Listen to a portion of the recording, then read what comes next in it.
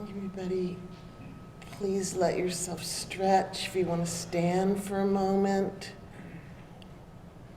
feel free. And welcome. So happy to see familiar faces and new faces. So everybody can look around and kind of say hello.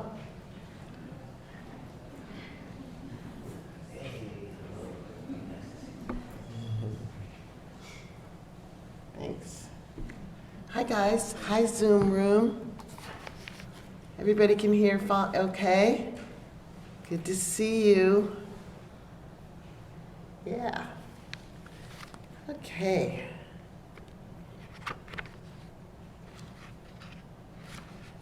So, on with the talk of the evening.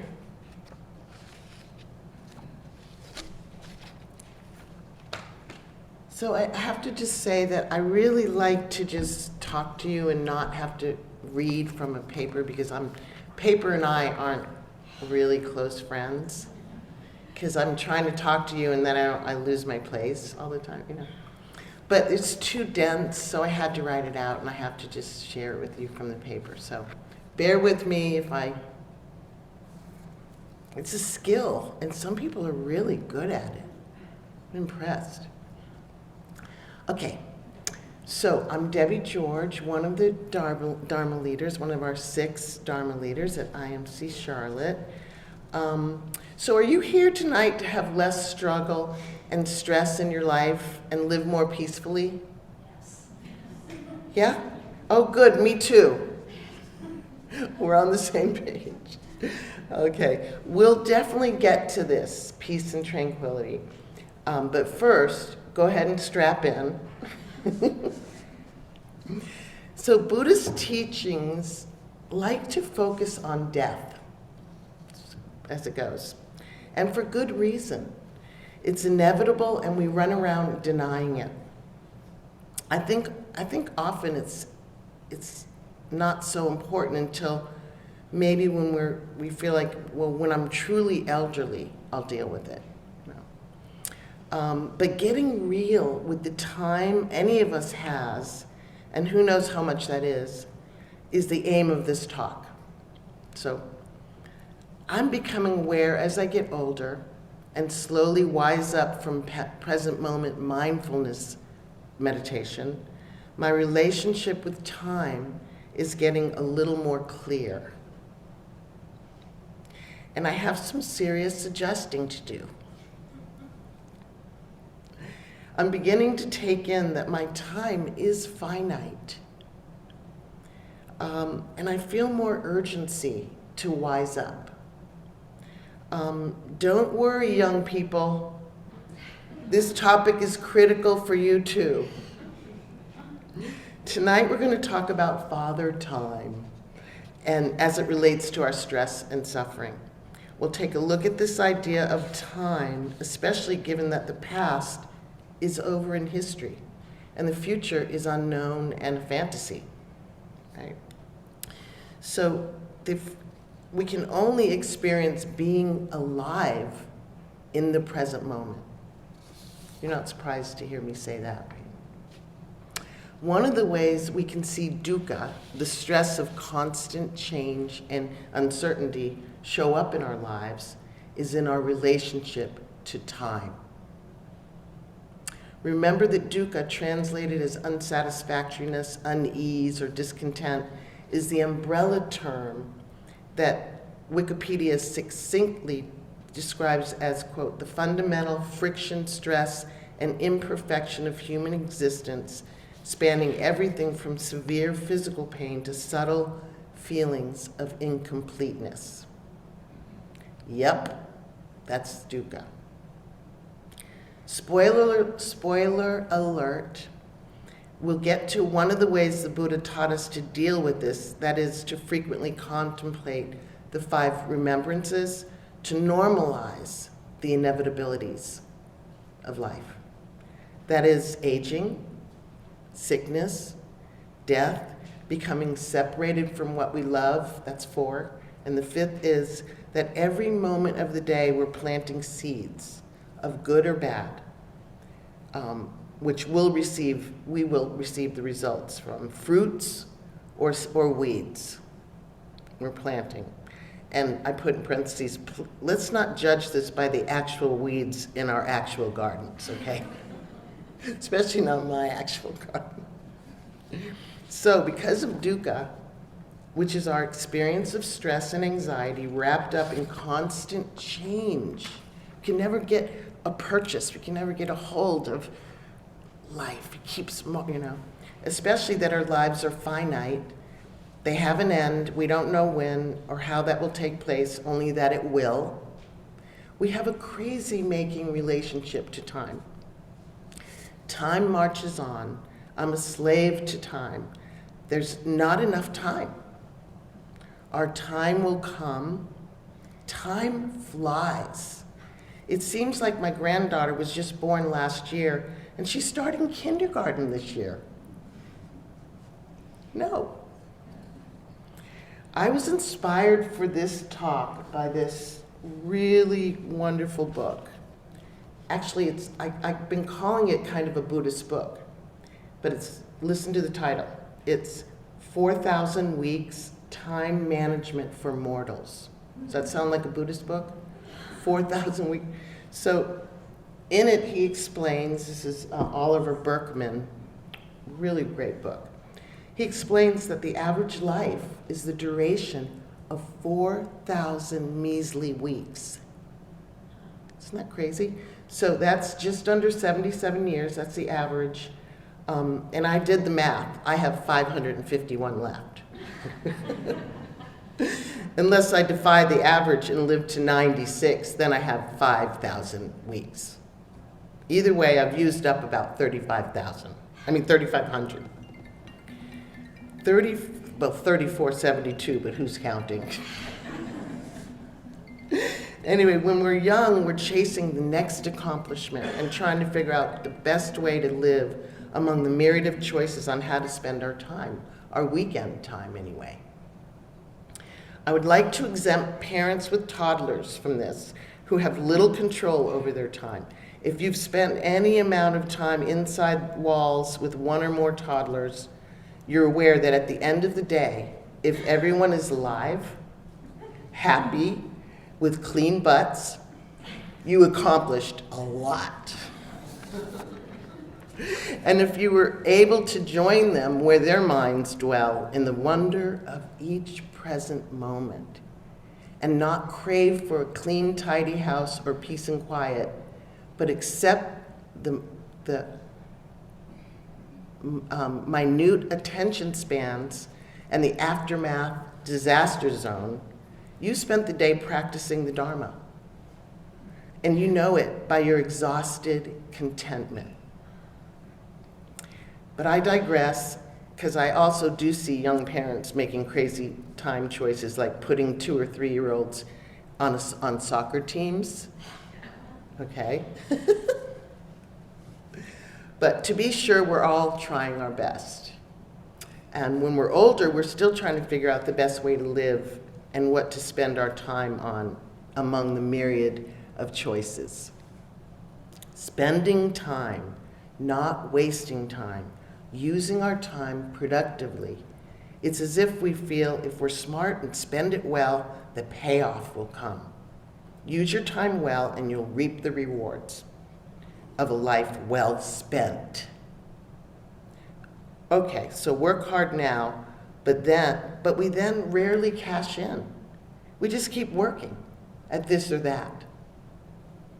Our society is set up this way. Do well now and reap the rewards later? Really? Alan Watts, the beatnik author, cynically points out, quote, "Take education. What a hoax. As a child, you're sent to nursery school. They say you're getting ready to go on to kindergarten. And then first grade is coming up, and second grade, and third grade. In high school, they tell you you're getting ready for college.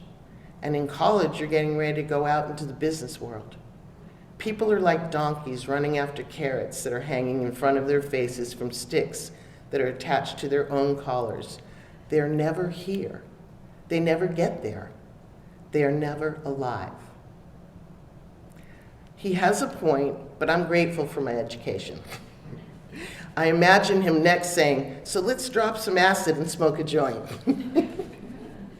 And now there's evidence that maybe that was a good idea.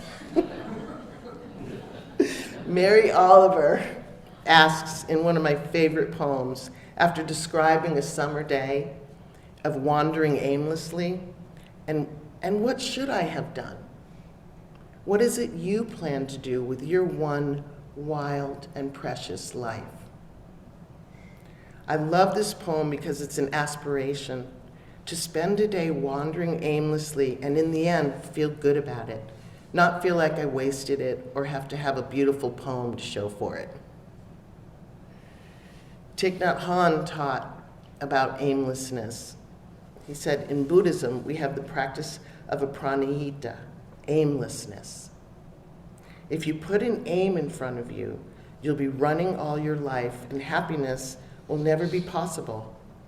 Happiness is possible only when you stop running and cherish the present moment and who you are. You don't need to be someone else. You're already a wonder of life.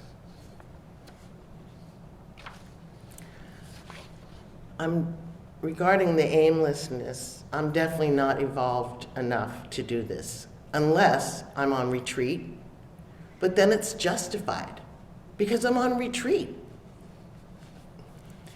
So we're once running from feelings of insecurity and toward trying to grab all we can from our time in a day, all we feel we can justify about how we spent our day.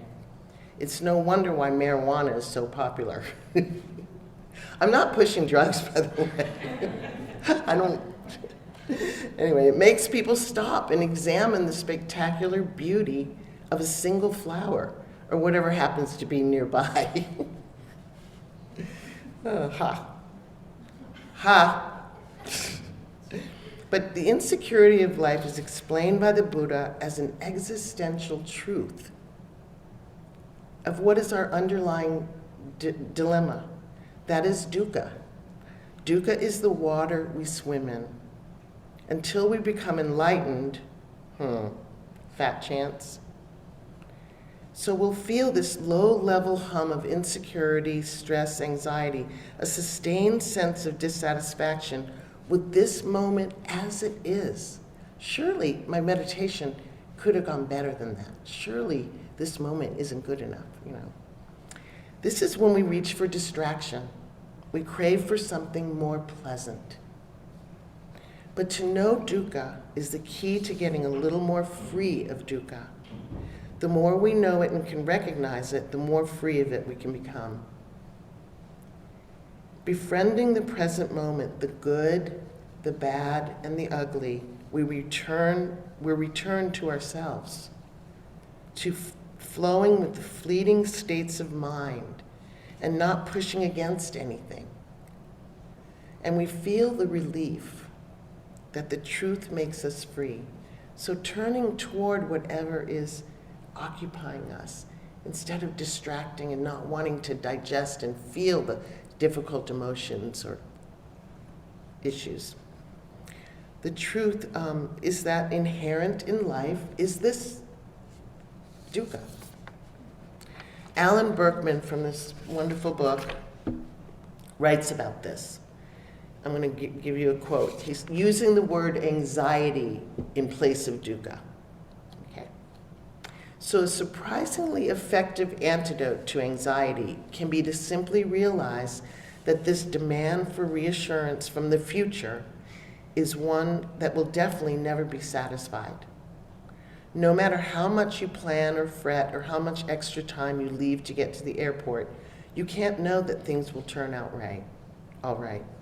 The struggle for certainty is an intrinsically hopeless one, which means you have permission to stop engaging in it. The future just isn't the sort of thing you can order around like that, as the French mathematician Pascal understood He said, so imprudent, this is like, I don't know, from the 1800s or something. So imprudent are we that we wander in the times which are not ours. We try to give the present the support of the future and think of arranging matters which are not in our power for a time which we have no certainty of reaching. But what is time when we can only experience being alive in the present moment? Everything else, the past and the future, is mind-made. To be present for your life is to be present while making the coffee, emptying the dishwasher, and walking to the car, and doing all the mundane things. We can be relaxed. We can enjoy our life doing these things. There's peace in every moment if you can remember to be here, now, and not crave for something better. The key words here are remember. Part of the description of mindfulness is remembering. And crave, which is the root of our stress. It's what creates dukkha, craving. And in being present, we will ride the waves up and down, and the down can be challenging because we want to escape feelings of unease. The underlying knowledge of the unavoidable truths of our aging, sickness, and death are worth facing regularly as motivators for practice. Frequently contemplating the 5 remembrances helps us befriend these truths. I'm of the nature to age. I'm of the nature to become ill. I'm of the nature to die. I will be separated from all that I cherish, and I will receive what I send out. So make it good. Larry Rosenberg so this 4,000 Weeks is a wonderful book. This is a truly wonderful book, is what I'm calling it. So it's living in the light of death, on the art of being truly alive. It's about life. It's about living truly alive. So these 2 are good companion books, turns out. So in his book, Larry Rosenberg, he writes, we're not really afraid of dying. When death actually comes, it will be a moment like this one, an experience like any other. Our body and breathing will feel a certain way, particular things will come up in our mind. But right now, looking ahead to death, we have elaborate ideas about dying, which will probably bear little relationship to the experience we will actually go through. So it's really the thought of dying that we're afraid of. The actual experience, we'll be engaged. We'll be present. So the Buddha said, of all the footprints, that of the elephant is supreme. Similarly, of all the mindfulness meditation, that on death is supreme. And again, it's about living your life. I'm aiming to encourage myself in this talk and all of us to pause once in a while to balance our doings with being. I know you're doing lots of valuable and generous things in the world. Where am I? I do know that. Knowing that time is of the essence. But let's remember here and now that we can contribute, not fix what we see broken. And let's not put off contentment and ease. It's right here in the moment, riding on this breath, present every time we're mindful with the body, like now, sitting, feeling these sensations and opening your heart to yourself and others, leaving the thinking mind and seeing that in the present moment, you can't find anything to fret about. So I'll finish with that favorite poem I mentioned, The Summer Day, by Mary Oliver.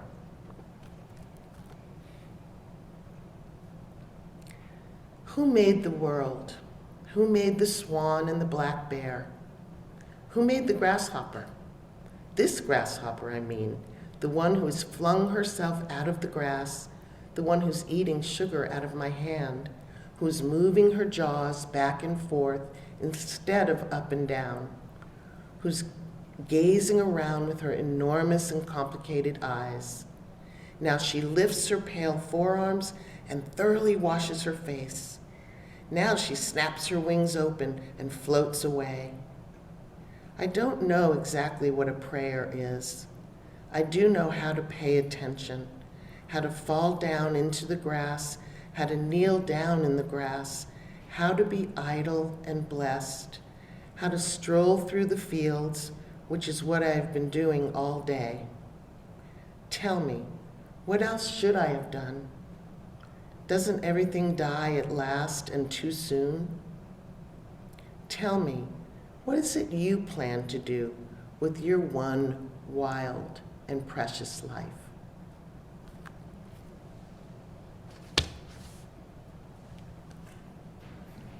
Thank you. Thank you for your attention. Thank you, guys.